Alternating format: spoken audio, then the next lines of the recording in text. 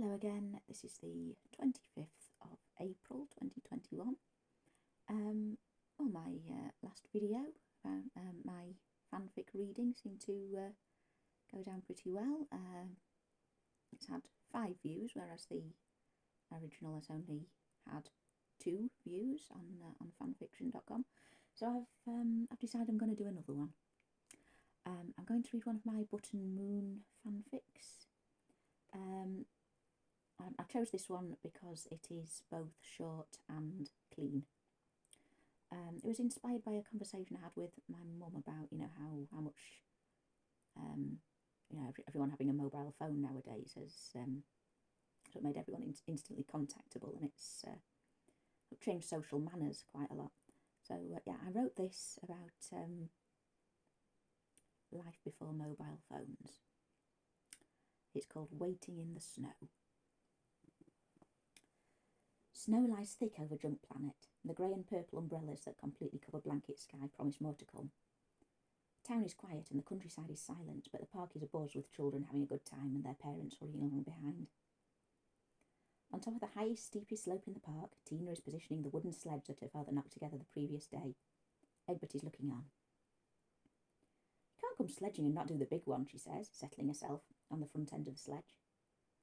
The egg boy, wider than he is high in his winter woolies, shakes his head. "Oh, come on, we've done all the others. My dad's waiting for us, look." She gestures to a small blue speck far away at the bottom of the hill, standing quite still amidst the tangle of footprints and sledge tracks left by excitable children. Reluctantly, for lack of any better ideas, Egbert clambers onto the sledge behind Tina. She digs her heels into the snow and heaves them forwards. The sledge begins to slide, then stutters a little, and needs a few more pushes to really get going. It rushes down the hillside in a fluid curve, picking up speed all the way. Tina squeals with glee, but Egbert is only aware that his eyes and nose feel as if they're freezing up. Faster and faster goes the sledge. Tina begins to feel a little nervous. Perhaps this is too fast. She isn't altogether sure she's enjoying it anymore. Suddenly, unexpectedly, one of the runners hits a tree root under the snow and flips over diagonally, throwing its passengers like a bucking bronco. Tina lands on her side and instantly jumps up to dust herself off. But Egbert rolls away and lies in the snow, a miserable, shivering snowball. Creak, creak, creak go Mr. Spoon's boots as he rushes over to help. He uses the end of his long scarf to wipe soggy snow from the boy's face as he gives him a hand up. "You both okay?" he asks. "Not hurt?" "No," says Tina, "I'm fine." "I want to go home," says Egbert. "Oh dear," sighs Mr. Spoon. "I'll take you back to our house and make us all some cocoa. I'll get you both warm and dry." "I'm not cold," says Tina. "Can't I have another go? If you go back with Egbert, I can stay here a little while and come home later." Mr. Spoon sighs and shakes his head. He doesn't like to put his foot down when his daughter is showing confidence and independence of spirit that she's learning from her mother, but she's far too young to be playing in the park and walking home in the snow all alone. He promises to bring her again tomorrow if the snow is still here, and she sulkily complies. She sits on the sledge with her friend, and father pulls them along towards the park gates. A few fresh snowflakes flutter down. "Will my daddy be back from the hospital?" asks Egbert. "I don't know," said Mr. Spoon. "Sometimes you have to wait a long time at A&E if a lot of other people have hurt themselves today. Sometimes it can take a few hours." "Why?" "Well, there's only so many doctors and nurses, and they have to look after all the poorest people first. Someone like your dad, who's not badly hurt, he'll have to wait in the queue." "When will Mum be home?" asked Tina. "Well, she has to wait with Daddy Egbert so she can drive him home. Unless he decides to get a bus or something instead, she'll probably ring us and let us know what's going on if there's a phone at the hospital." "And if she has money for the phone?" "Yes, I can't remember whether or not she took a handbag." "Well, the phone might be out of order." "Yes, that might happen too, so we'll just have to wait and not get too worried if they're taking a long time." "I'm not worried," says Tina. The snow becomes increasingly dense and frantic during the quarter hour or so it takes to walk home. The umbrellas are so thick in the sky that they block out the light of the stars and Button Moon. It's unusually dark with only street lamps to see by. The cardboard box house is even darker when they arrive. But once Mr. Spoon has switched on the lights and the heating, and brought blankets and hot cocoa for the kids, the place begins to feel very cosy. Tina puts a computer game in her console to load, brings a few comics and puzzle books to look at with Egbert while they wait. 4:30. Your mum ought to be home from work by now," says Mr. Spoon to Egbert. "I'd better give her a ring and let her know what's happened. She'll be wondering where you and your dad are." Both the children follow him to the phone, trailing their blankets like royal cloaks. They watch as he dials the number and waits for an answer. And waits. And waits a little longer. She's not there, he says, replacing the receiver. Where is she? asks Egbert. Maybe a bus is late because of the snow or something. I'll try again later. We should go and look for her, says Tina excitedly. She might be lost. I'm sure she knows the way from the ice cream factory to her flat, says Mr. Spoon, chuckling a little. Might just take a bit longer if she has to walk it. The girl sighs, deflated. Are you worried about her? asks her father. No, I'm not worried about anything. Good, said Mr. Spoon. I'm sure everything's absolutely fine. I'm a bit worried, says Egbert.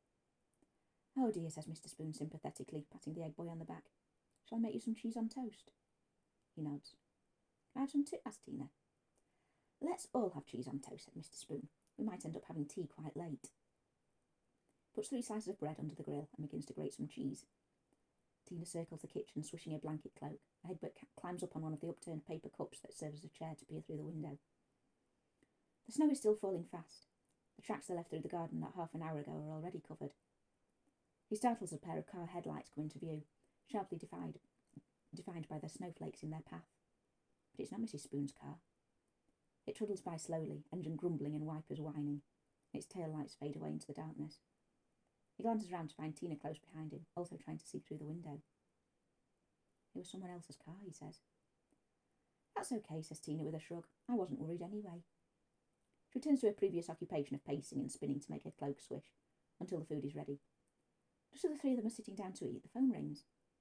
Oh, there we are, says Mr. Spoon, jumping up from the table, dashing into the living room to answer it. The kids follow and listen attentively. Hello? Oh, Vanilla, hi. Yes, he's here, but... Oh, yes, I thought so, right. Yeah, well, what happened was we took the little ones to play in the snow and Egbert, well, that's Daddy Egbert, he slipped on the ice and snapped his arm, so... No, not very badly. Yeah, my wife drove him to A&E. No, it's not that bad, but we just thought he ought to get it attended to. No, I don't know. I really don't know. Oh, about 4 hours. No, nothing. Oh, unless they've left us and eloped together, ha ha ha ha ha. Yeah, well, yeah, as far as I know, she's coming here to pick up little Egbert and then take them both back to yours. Yes, as I say, no idea at all. I'll call back when they get here and let you know. Okay. Yes, yeah, you too. See you later. He replaces the receiver and turns to the 2 little faces gazing up at him, waiting for news. That was your mum, he says to Egbert. Her bus got stuck in the snow, so she had to walk home. But she's there now and she's fine. I'll ring her again when your dad gets here. The egg boy nods, but says nothing. Might mum's car get stuck in the snow? Tina asks. Maybe, but she's a very good driver. Even if she does get stuck, she and Daddy Egbert will be able to walk home. How long will it take? Well, I don't know. It depends where they get stuck. What if she waits until it's not snowing so hard anymore? Yes, she might do that. It'd take even longer, but she might. What if... Shall we just eat our cheese on toast before it gets cold? There's a note of impatience in his voice that shocks her into silence. She can't understand how simply asking a few pertinent questions could have provoked her usually gentle and tolerant father, and it feels much more of an effective admonishment than any stern telling off that her mother has ever given her. She finishes his snack quietly. Egbert wanders back to the window before he's finished his toast to look out at the snow. He's never seen so much snow. He's aware it's supposed to be exciting and good to play in, but he can't help feeling anxious about it all.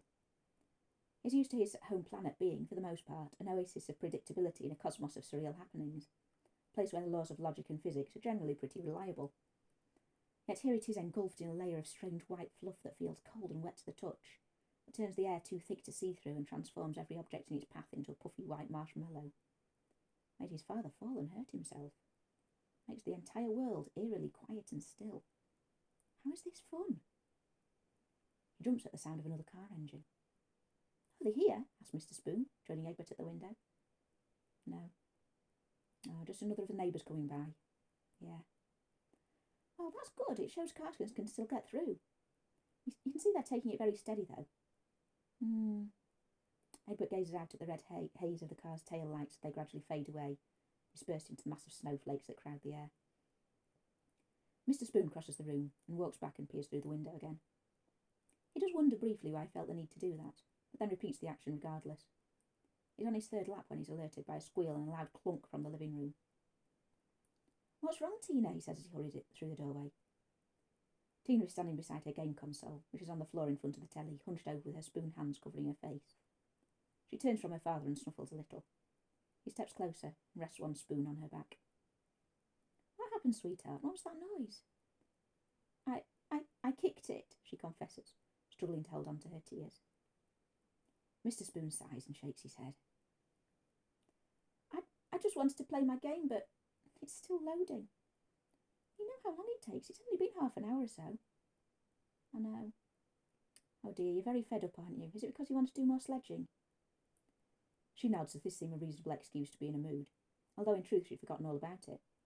She accepts the offer of a hug and drips a couple of tears on her father's shoulder. Shh, it's okay. I'll take you again tomorrow, I promise. I'm glad you like your sledge. Well, Mum will be back tomorrow. Oh, yes, she'll definitely be back tomorrow. She won't stay at the hospital all night. Will she be back for dinner? Maybe. Maybe yes or maybe no. Look, Tina, I've told you 5 times I don't know, okay? I'm sure if it's going to be much longer, she'll find a phone box or something to get in touch.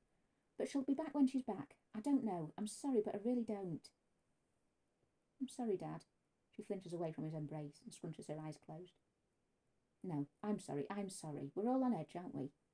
We don't know what's going on right now. But in the next few hours, your mum and Daddy Egbert will both be home and everything will be fine. I know, we could get some of your board games out to pass the time. How about that? But what if the car slips on the ice and crashes? No, your mum wouldn't do that. Let's play Connect 4 for a bit instead of worrying. Okay. Mr. Spoon fetches a few games from the cupboard under the stairs and leaves Tina and Egbert going through the motions of entertaining each other, whilst he puts on his scarf and mittens to clear the driveway. He wades across the garden to where his shovel is leaning against the door of the shed. The path cleaning work he did that morning is still just about visible as humps and hollows, if you know what you're looking for. He begins by clearing a drift in front of the shed and digs a channel to the front door, extend it to the driveway. He pauses to rest for a moment, breath billowing in a cloud around his head, his brilliant but undervalued mind trying to think of some excuse for shoveling snow whilst it's still snowing. At least there'll be a decent channel when it's not so deep. It'll look welcoming. Can check on things while he's out here, you know, the guttering and tree branches and things, make sure they aren't getting weighed down or full of ice. He'd snapped at Tina. 10 minutes to calm down will improve the atmosphere in the house no end. Any occupation is better than nothing. He wedges the shovel under a mass of snow on the driveway and heaves it over out of the way. Comparing the amount he has shifted and the amount still to go, multiplied by the effort it took, subtract the energy he's already used, plus the snow left to fall, he realises the futility of the task he has set himself. Leaning the shovel back against the shed, he resigns himself to the real reason he wanted to come outside. To plod down to the road and watch for any signs of approaching vehicles. Nothing. The only movement is the snowflakes. The only sound is the bumping and pinging of umbrellas overhead. He waits several minutes, numb and shivering, but nothing continues to happen, and then nothing happens a little bit more. There's no hope of launching the spaceship in this weather. He couldn't walk towards the hospital and leave the children, and it wouldn't be fair to drag them out or dump them both on a neighbour. Maybe there's a number for A&E in the phone book. Someone might be able to give him an idea of waiting times, perhaps even say whether or not Daddy Egbert has been seen yet. If they're not too busy. Oh, of course they'll be busy. You can't just go distracting hospital staff from their duties to put down your own mind at rest. That's not what they're there for. No, just wait. Wait, be a grown-up. So cold out here, even his thoughts are frozen solid. The golden glow of the house is very inviting, and there's definitely nothing coming down the road. Forcing his eyes limbed into motion, he trudges back indoors. Brrr, it's chilly out there, he says to the children when he's thawed out enough to articulate a sentence. Tina and Egbert are still playing Connect 4. They both manage to get quite involved in the game whilst Mr. Spoon has been outside and don't pay much attention. Well, how about I make us a nice stew for dinner, then we can eat when we're hungry, and keep some warmth when your mum comes back. Yeah, okay, says Tina with a shrug. Egbert is too busy deciding where to drop his counter to reply. Pleased that the kids have calmed down and are occupied, Mr. Spoon puts on his apron and busies himself in the kitchen. This is good, this is productive. They'll all feel better with a proper meal inside them. These carrots and potatoes definitely need using up. Add some tomatoes, beans, lentils, an onion, can of corned beef, a stock cube and a sprinkle of pepper, and suddenly life doesn't seem so bad. Imagine how pleased his wife will be when she comes home from the snowstorm to find a happy, well-fed family and a delicious hot dinner. And Daddy Egbert too, of course. He'll be glad of a good meal after sitting in the hospital all afternoon. He's very unlikely to express his gratitude by way of kisses and cuddles, and nor would our hero particularly enjoy it if he did. He's left the pot to simmer and begun to mix up some suet dumplings, when his daughter comes rushing through the kitchen to the window, closely followed by her friend. Both of them clamber up and poke their heads through the cut-out hole. What's going on? Asked Mr. Spoon. Egbert said he thought he heard the car coming, says Tina, but he didn't. I did, says the egg boy. Well, there isn't anything coming down the road. I did hear it. Where is it then? Down the street, I heard it. It's not there, is it? I heard the car, I did. No, you just imagined it. No, stop squabbling, both of you, says Mr. Spoon. I'm not squabbling, replies Tina. I thought I heard it, says Egbert. Why don't you both help me lay the table, says Mr. Spoon. Dad, tell him he didn't really hear the car. Come on, Tina, 5 placemats, 5 sets of cutlery, 5 glasses, please. Egbert, can you help me with this tablecloth? Let's shake it out and get it straight. What if they don't come back, says Egbert, not moving. I told you, says Tina. Dad said they'll be back soon. I said tonight, said Mr. Spoon. Maybe not soon. We don't know exactly when, but I'll let you stay up if it's after your bedtime. Now let's get this table ready, then I'll show you how we make dumplings. Come on, both of you, if we keep busy we won't worry. I'm not worried anyway. The kids do as they're told, but whilst Tina is learning how to make dumplings, Egbert strays back to the window. The snow is lighter than it was, but still a long way from stopping. The planet feels very big and empty. Although the Spoon's house is safe and familiar, he'd much rather be at home with his parents. He's fed up of being told not to worry when clearly something is wrong. Where is Mrs. Spoon's car? Where? We'll give it half an hour, says Mr. Spoon. If they get here, we can all eat together. Can I play on my computer? Asked Tina. Well, if it's ready now, that's all right. Let Egbert have a go when you die, though. I mean, when you die in the game, not in real life. Ha ha ha, that'd be waiting a very long time.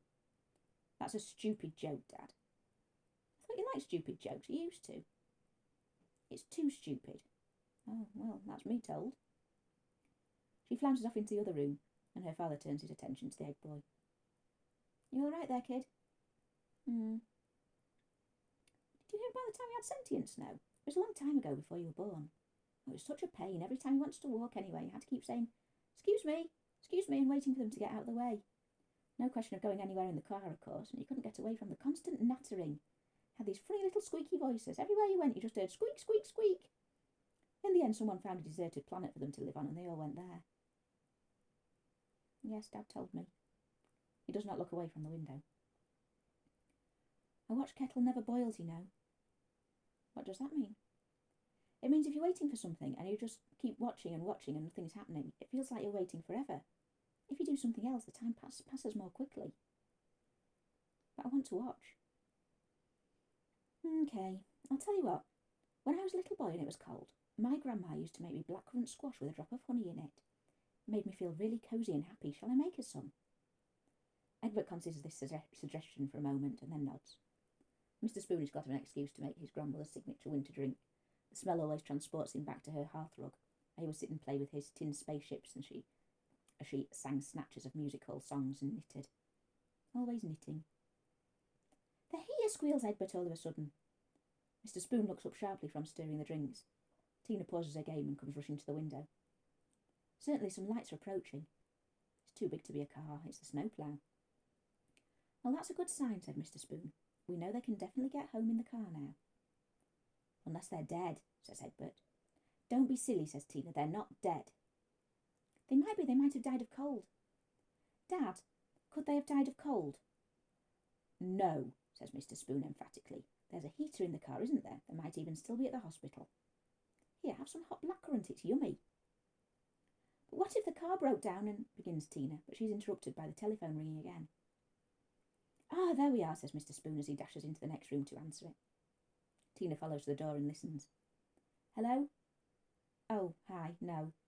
Still not here. Yes, I'll ring you back when... Well, I'm making some dinner for the Egberts, so you don't have to worry about that. You can come and eat with us if you want. I made plenty, but... Okay. I'm sure they're fine. Well, we just saw the snowplough. Maybe. I'll let you know when I know, haha. Well, yeah, see you later. Enjoy your chips. Bye-bye. Was it Mum? Asked Tina. No, Vanilla again. and she was wondering if we had any news. She must be getting bored and lonely. Oh. Mr. Spoon sighs wearily. Keeping the children entertained is usually one of his favourite hobbies, but he's never had to deal with both of them being so on edge before, and now Vanilla seems to be stressing herself as well, on top of his own feelings. It's hard work being everyone's emotional support, especially when he's told them so many times that everything will be okay and they still don't want to believe him. What are you worried about, Tina? He asked gently. Well, you're worried. What makes you think that? You keep saying everything's fine and trying to keep us busy and stuff. That means something's wrong. He blinked, stunned at his daughter's insight. When he went outside, he was stood for ages looking down the road, even though he kept telling Egbert to stop doing that.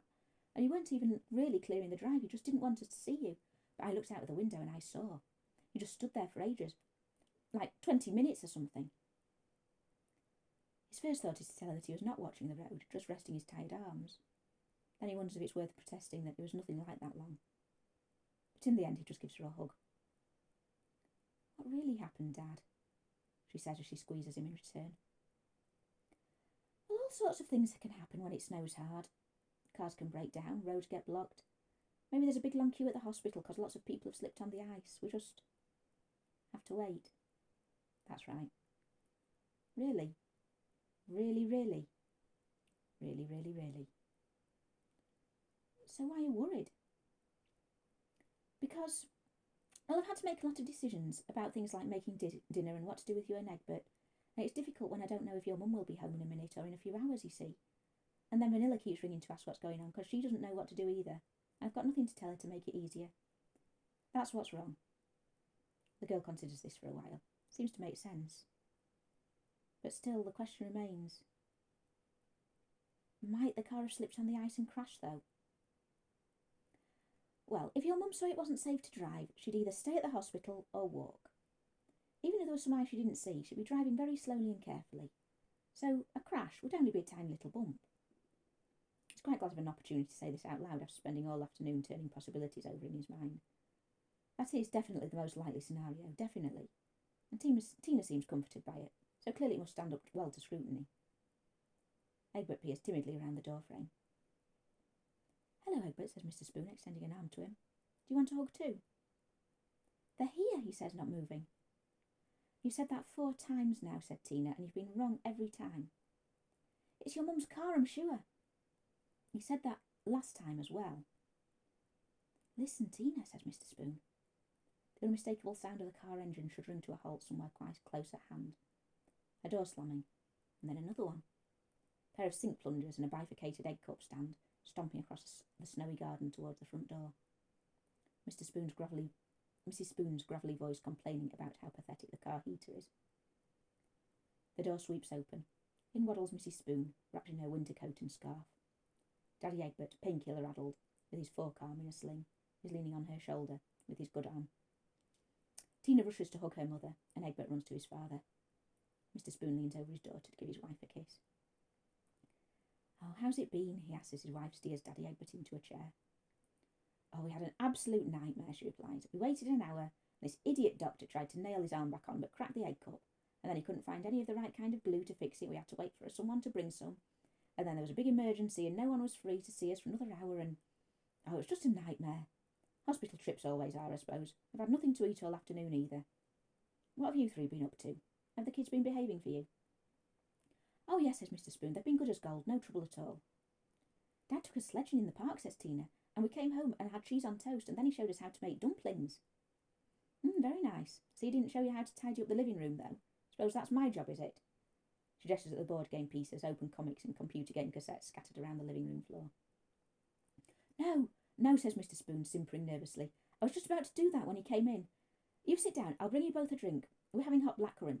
Dinner's on. I'll make you a drink and tidy up and, yeah, dinner might be done by then. Oh, I need to ring Vanilla as well and let her know you're both back safe and... Now, we laid the table already, that's done. Spoony, shush, says his wife, taking hold of his arms. You're getting yourself in a tizzy, aren't you? Calm down. Deep breaths.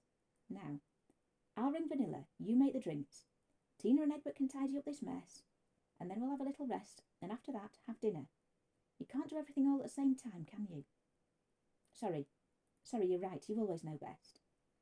There. Good boy. You've done well today. I'm proud of you. Now shut up and get in that kitchen. Tina, you heard me. Put these things away, please. Egbert, you too. I want a state of domestic bliss when I get off this phone, all right? Come on, chop chop. Mr. Spoon scampers off to do her bidding. It takes a moment, the kettle boils again to let the relief sink in. Everything is fine after all. And she said she was proud of him. Proud. Never has any stack of kitchenwares been more honoured. Outside, high over Cardboard Box House, over Treacle Street, over Drunk Planet, the mass of purple-grey umbrellas sprinkle their last flakes of snow. A few are already breaking away from the crowd and spinning up across blanket sky, looking for a planet to rest and replenish their magic. And that's the end. Hope you enjoyed that. I enjoyed writing it. I'll see you in the next one.